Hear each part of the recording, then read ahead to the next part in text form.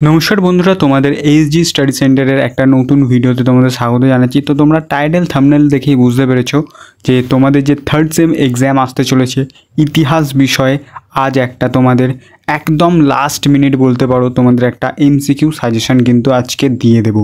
তো তোমরা যারা নতুন আছো চ্যানেলটিকে অবশ্যই সাবস্ক্রাইব করো।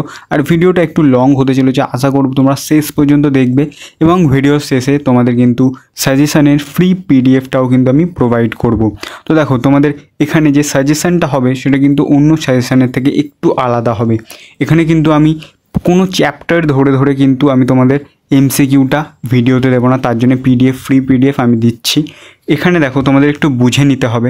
তোমরা যদি আমার পিডিএফ দেখো বা না দেখো, এই ভিডিওটা দেখলে এইটা বুঝে নিলে তোমাদের কিন্তু একদম এমসিকিউ পড়াটা কিন্তু একদম সহজ হয়ে যাবে। তো আমাদের জানো যে দুটো ইউনিট আছে তোমাদের, যে 40 নম্বরের পরীক্ষা হবে। প্রথমটাতে 20 এবং দ্বিতীয়টাতে 20 নম্বর থাকবে।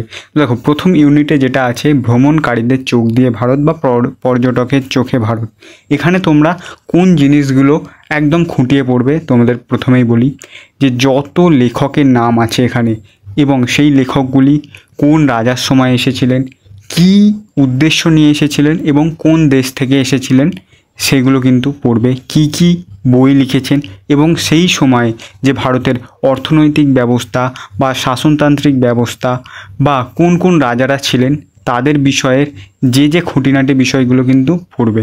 এবং তারপর দেখো সাংস্কৃতিক একত্রীকরণ, এই যে ব্যাপারটা আছে এখানে সেই সময়েরই যে 19 সেঞ্চুরির আগে পর্যন্ত যে সাংস্কৃতিক একত্রীকরণ, অর্থাৎ এখানে ভক্তি, সুফিবাদ, মানে এই যে বিষয়গুলো আছে এখানে তোমাদের ডিটেলসটা পড়তে হবে যে সুফির কটা ভাগ আছে এবং সেই ভাগগুলোর মূল যারা প্রবক্তা ছিলেন তারা কি এবং কোন উদ্দেশ্য নিয়ে তারা এগুলি প্রচার করতেন।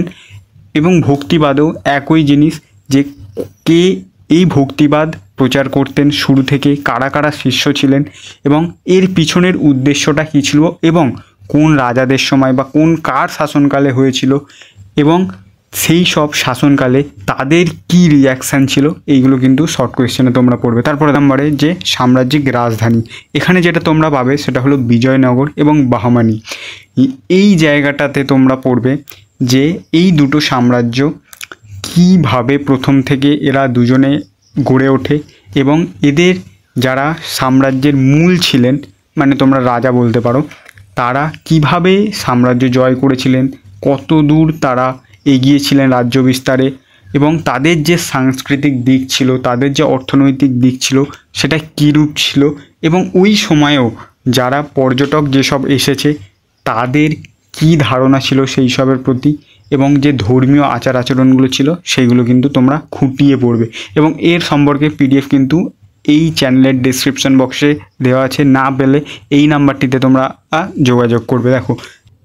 তারপরে দেখো তোমাদের ইউনিট 2 যেটা উপনিবেশবাদ এবং 19 ও 20 শতকে মানে 20 শতকের সাম্রাজ্যবাদ। এখানে যদি আমরা এমসিকিউ দেখতে যাই তাহলে এখানে আমাদের কিন্তু সিরাজ উদ্দৌলা এবং যে সেই সময় ব্রিটিশ ইস্ট ইন্ডিয়া কোম্পানির মধ্যে যে রাজনৈতিক তৎপরতা বা যে রাজনৈতিক সংঘাত সেই সময় হচ্ছিল কিন্তু সেটা দেখতে হবে। এখানে হায়দ্রাবাদের নিজামেরও কিন্তু একটা চ্যাপ্টার চলে আসবে।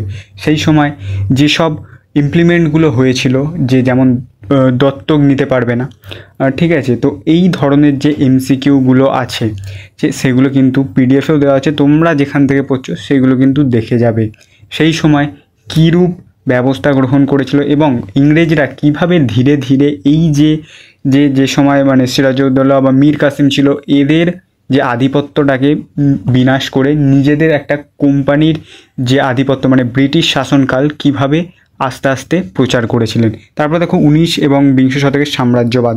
এখানে যদি আমরা দেখি, মাফ করো ওটা প্রথমেই ছিল, দেখো উপনিবেশবাদের রাজনৈতিক ভিত্তি 2 যেটা আছে, এখানে কিন্তু আমাদের মার্কেন্টাইল অর্থাৎ ইউরোপে সেই সময় যে জিনিসগুলো ঘটছিল, অর্থাৎ শিল্প বিপ্লব ঘটছিল এবং এই সময় কিন্তু যে শিল্পর ক্ষেত্রে থেকে মানে ইউরোপে যেসব কাঁচা মালগুলো ভারত থেকে রপ্তানি হতো, ভারত থেকে যাতে কাঁচা মালগুলো সহজে রপ্তানি করা যায়, মানে তোমরা বলতে পারো রেল হয়েছিল এবং রাস্তাঘাটের যে সম্প্রসারণ হয়েছিল সেইগুলো কিন্তু এখানে চলে আসবে।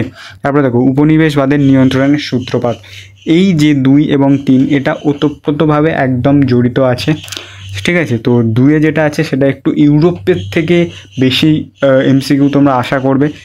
আমার যতটা মনে হয় 2 থেকে খুব একটা যে এমসিকিউ আসবে তা মনে হয় না, তবে 3 এবং 2 থেকে মিলিয়ে মিশিয়ে কিন্তু আসবে। দেখো 3-এ যেটা আছে তোমাদের বলছিলাম, 3-এ এখানে হবে যে চিরস্থায়ী বন্দোবস্ত, 10 সালা বন্দোবস্ত, 5 সালা বন্দোবস্ত, এই যে বন্দোবস্তগুলো চালু হয়েছিল এবং ক্যানিং, ওয়েলেসলি, রবার্ট ক্লাইভ, এই সময় যে এই সব ব্রিটিশদের যে যারা ছিলেন, ব্রিটিশদের যারা গভর্নর ছিলেন, ঠিক আছে, যারা ভাইসরয় ছিলেন, তাদের কি ভূমিকা ছিল, ঠিক আছে। কোম্পানির শাসন মানে যে মহারানী ছিলেন উনি কী ছিলেন, প্রধান বিচারপতি এলিজা ইম্পে ছিলেন সেই সময়, এই যে নামগুলো আছে এনাদের আশেপাশে যে কটা এমসিকিউ পাবে সব কিন্তু খুঁটিয়ে পড়ে যাবে এবং সাল একটাও মিস করবে না। তো মোটামুটি পিডিএফের লিঙ্ক তোমরা যদি না দেখতে পাও তো এটাতে তোমরা মেসেজ করবে, পিডিএফ কিন্তু আমি দিয়ে দেবো ফ্রিতে। তো আজকের মতো এটাই ছিল, নেক্সট ভিডিওতে দেখা হচ্ছে।